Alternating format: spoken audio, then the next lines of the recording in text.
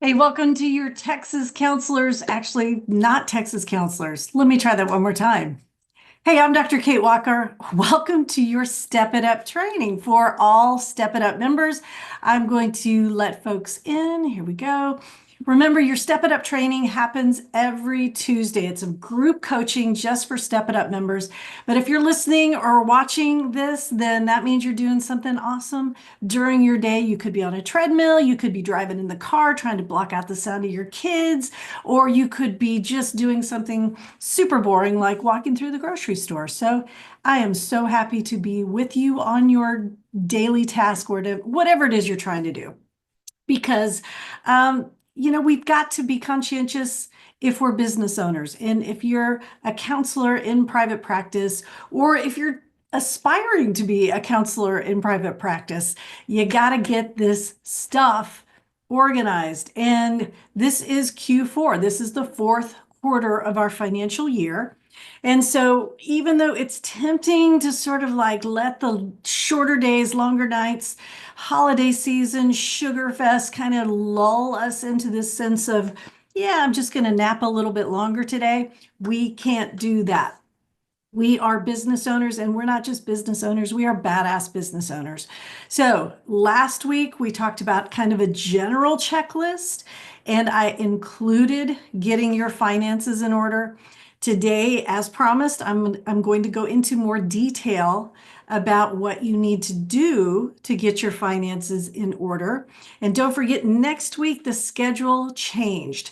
I was going to talk about, I don't remember what I was going to talk about, but now because my CEs are being audited, I'm actually going to take you through how I get my CEs organized. So even though that's not technically a fourth quarter type of activity, I'm a December birthday, so it just happens to be for me. I thought it would be helpful so everybody could see kind of how I get organized, which CEs are going to roll over, which CEs are going to count for my 50% quota, all of that fun stuff. So that's next week. So today is all about the money, all about the taxes. You made the money, so it's time for you to get it organized so you're not giving it all away to Uncle Sam for tax purposes.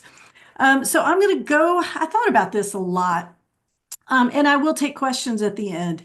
But, sometimes I feel like we complicate taxes and we complicate finances. I mean, if you've heard me teach before, I've told everybody my original degree was in music. I was a music major. I graduated with a degree in music. I had to take, out of the entire undergraduate degree, 3 hours of math. Like if I had just picked the major that needed the least amount of math, music was definitely it. So I always called myself sort of not a numbers person. And I had some really scary experiences as a new business owner that reinforced that. My accountant gave me, great advice, but then the very first year that I made a profit, he's like, congratulations, you made a profit. I need a check for $10,000 to send off to the government. I'm like, I've never been able to write a $10,000 check, sir. I'm not starting today. So that's when I got to learn that the government has payment plans. And I got to learn about how penalties accrue daily. I got to learn that actually, if you file an extension, you have until October 15th of the filing year to file. So, no matter what happens, please just know it's okay if you make a mistake. There is a way to fix almost every mistake. And the IRS, they have a scary, scary reputation, but the times I've had to interact with the IRS, they've been very, very nice. And I did a podcast recording of about a month ago. I had made a mistake on my previous year's filing. I mean, it was something as simple as I think I forgot to write the check or I forgot to put it in the mail. I mean, something just super ADD Kate-like. And so it was definitely my fault. And when I got on the phone to talk with the IRS, they were like, hey, let's walk through it. Let's make sure. They were super friendly. So I want to put everybody's mind at ease. You don't have to be perfect at this. And if you do the things I tell you to do today, or at least half of them, you're going to be farther along than I was 20 years ago, and where most new business owners, and I'm talking everything from a shoe store owner to a mechanic owner, everybody has to go through this. It's okay. Nobody is just perfect at it right out of the gate. So number one thing is to organize your business expenses. Now, if you've seen Schitt's Creek, which is, I loved Schitt's Creek. It was so funny. One of the episodes that I love was when David is talking to his father about write-offs. He had bought all of this stuff with money he didn't have. And his father was like, "Why did you buy this?" And David kept saying, "It's a write-off. It's a write-off." And the father was like, "Well, who's going to pay for this?" And David's like, the government? Okay, so no, that's not what a write-off does. A write-off is just an item in a mathematical equation. It's something you can subtract to lower your income. Remember, the tax game with the government is the more profit you earn, the more money you make, the bigger the percentage you will be taxed. And that is a generalization. There are lots of other things involved there. So when you are able to reduce the amount of profit that you made, you will get taxed less money. Now, we are business owners. We don't want to make less money. Let me be very clear about that. The goal is not to make less money. The goal is to make sure you understand you are writing off, you are subtracting qualified business expenses. So task number one is to identify business expenses. Now, there are a couple of ways that I do this. Number one, I have a dedicated business account. I use Capital One. It's online banking, and I love them because they don't charge me fees when I have a minimum low balance. I keep $0 in one of my business accounts because it's just for paying bills. And so if I got charged like 12 bucks a month every time I went under 500 bucks, I mean, that's ridiculous. I don't want to pay that money. So I love Capital One, and they let me open up as many accounts as I want to. So anyway, I don't work for Capital One. That's what I like. So, but I do have a dedicated business account. So at the end of the year, this time of year, I don't have to go through by hand going, okay, was this a business expense? Was this a business expense? Because I've disciplined myself to make sure that I only spend money in this account that is a business expense. Now, how do I know that? The answer to everything today is going to be ask a tax professional. You can Google it. What are the 2024 tax write-offs? But, I mean, you can Google anything, but I highly encourage you to get a tax professional because there are things that you buy for your business that you can write off, like your cell phone. But there are things that you use for your business, like putting gas in your car to get to work. You cannot write that off. There are ways to write off, kind of depreciate that type of expense, but it gets complicated. Same thing with your home office. When we all went indoors for COVID and we're working for our home, right? I do now, actually, I did in 2020 as well. I had a dedicated office space. Like it wasn't a bedroom. Like if you looked in my office right now, you would not see a bed. This is a dedicated office space. So there is a way to write off this space. So you're going to have a separate business account, and you're going to talk to a tax professional to figure out which one of those things are qualified write-offs. You can do it by hand. If you've mixed money and it's too late, it's okay. Remember what I said earlier. We all start off in business. We're all newbies, but you're going to have to go through by hand. And luckily, it's not like paper receipts. I mean, you can at least go online and see the transactions. You just may have to go month by month, but better start now. But the other thing you can do, I also have a credit card.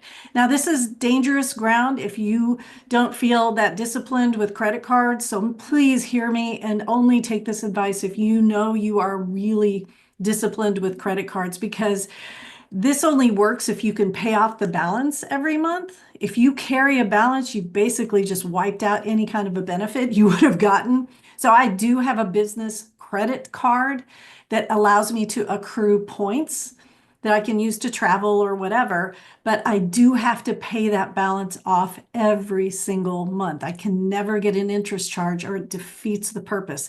But it's another way of categorizing business expenses and recurring expenses. Okay, so that's number one. That's the easy one. If you are not an LLC, if you're just a DBA, if you are just brand new, you hang your shingle and you're like, I don't want the big corporation, I just want me.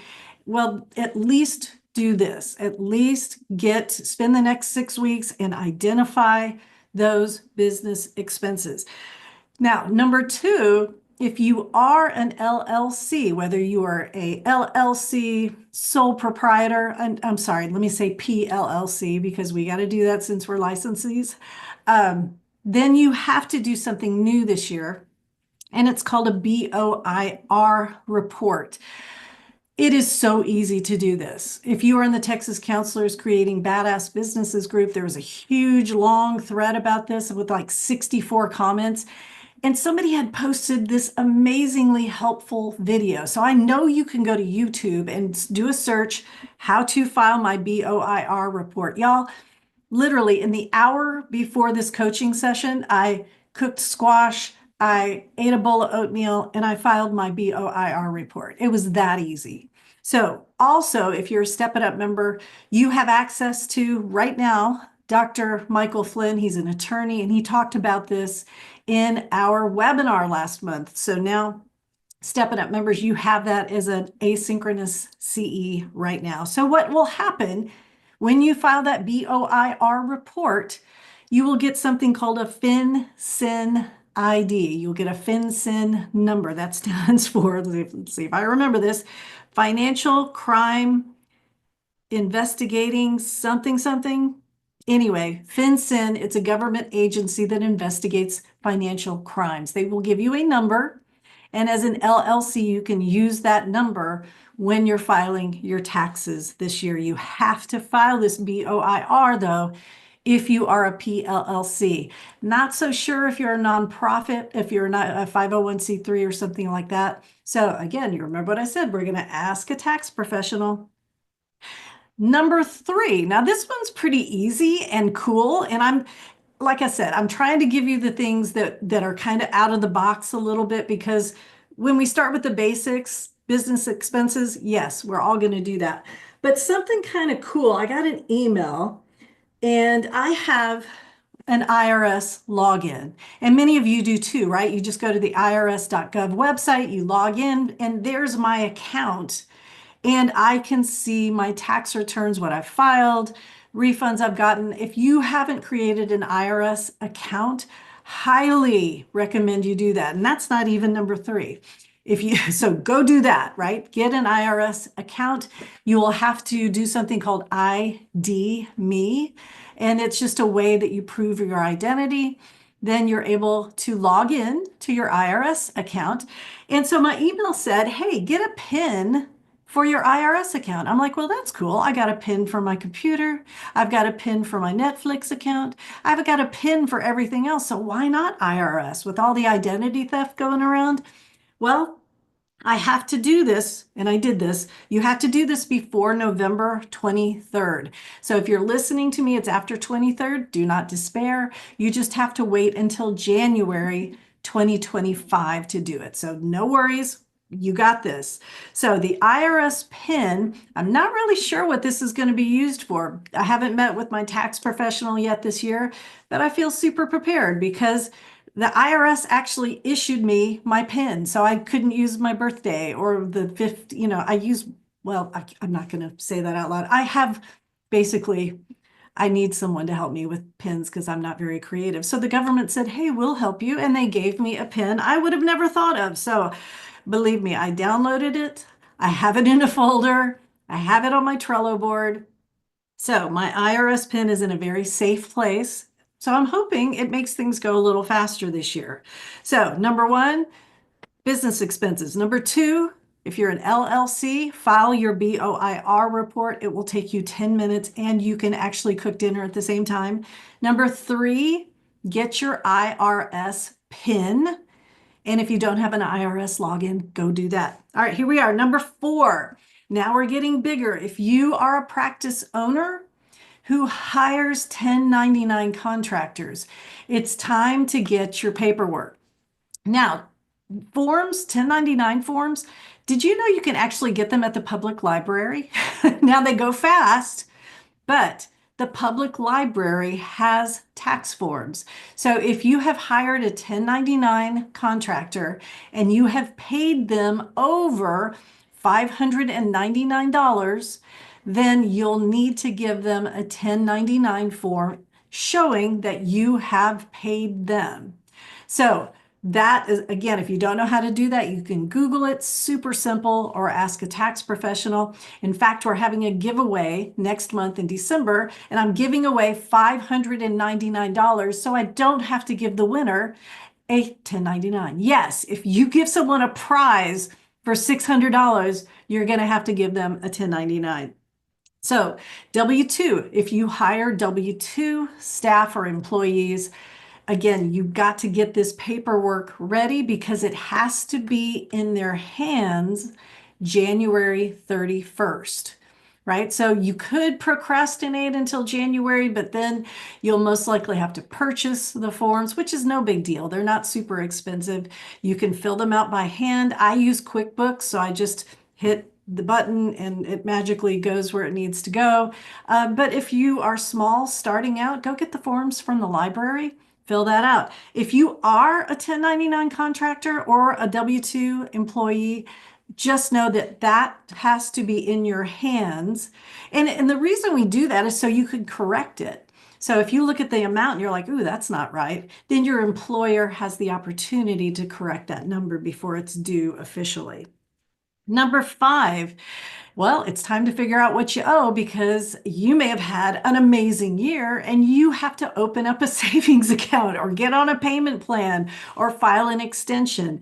So how do you figure out what you owe in taxes? Well, first things first, Google tax bracket for this filing year. So when you Google tax bracket 2024, you will see the tax brackets, and it will have it for different types of households and how you're filing. So if you're filing as part of a partnership, if you're filing as head of household, so you'll need to take a look at those numbers and you'll need to decide, and this is, again, I'm talking to folks who've probably been in business for at least a year or more, your quarterly taxes.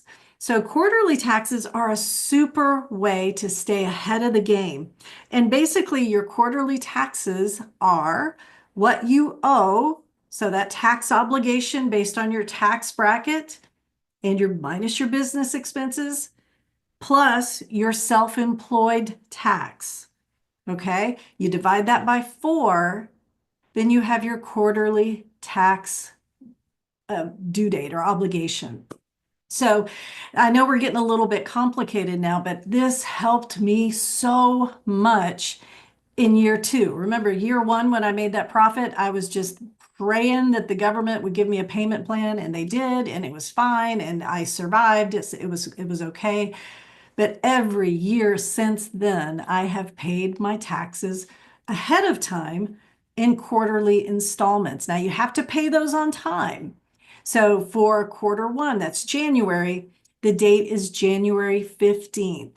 So if you're taking time right now and you're doing the things I'm telling you to do and you're getting everything together and it's your first year, I would say if it's year 1, you just need to figure out what you owe and then plan for it, right? It's kind of too late to do your quarterly taxes.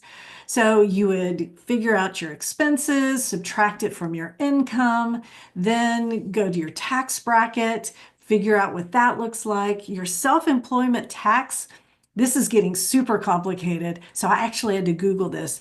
You figure out your self-employment tax because you'll pay 15.3% on the net profit. See, now it's like my whole brain just went, "Phew," right? Because I'm just like, okay, too many numbers. This is why we hire tax professionals.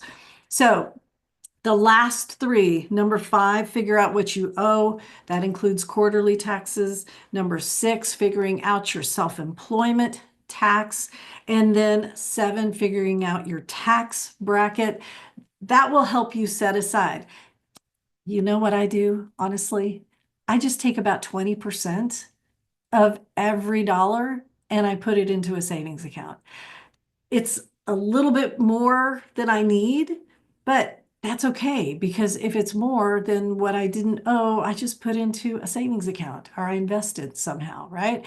So if you hear just kind of like what I do, like Charlie Brown's teacher, want, then take a deep breath and take away the number one thing is setting up a business account, making it separate from your personal account. Number two, setting aside about 20% of every dollar, not just your profit, every dollar that you earn from your practice. And then you can tackle business expenses and tax brackets. And then you can look at what's more advantageous, being an S Corp or an LLC or a nonprofit, right? Sometimes we get the cart before the horse, right? And we're like, oh, what kind of a configuration should I be? Well, it depends on your tax burden, right? And your profit. If you're just a small business, it's not going to make any difference because I'll tell you, after COVID, when I stopped paying for an office, my business expenses went way down, which meant I didn't even, I mean, I tracked them, but at the end of the day, I took the standard deduction, which means all of that work I did categorizing my business expenses, it was for nothing because it was actually more advantageous for my family that we just took the standard deduction. So if you are a small business, go with the main things here, which number one, separate your accounts. If you're an LLC, which a lot of small practices are at least a PLLC, go ahead and submit your BOIR report. If you haven't created an IRS login, go do that and then get your PIN. You have a few more days to do that. And then go back and listen to this recording and we'll figure out the rest later. In April, I will have a tax professional. I always do. I have a tax professional come and talk to us. You can look back at past recordings. I have had the amazing Dr. Olivia Waddell has come.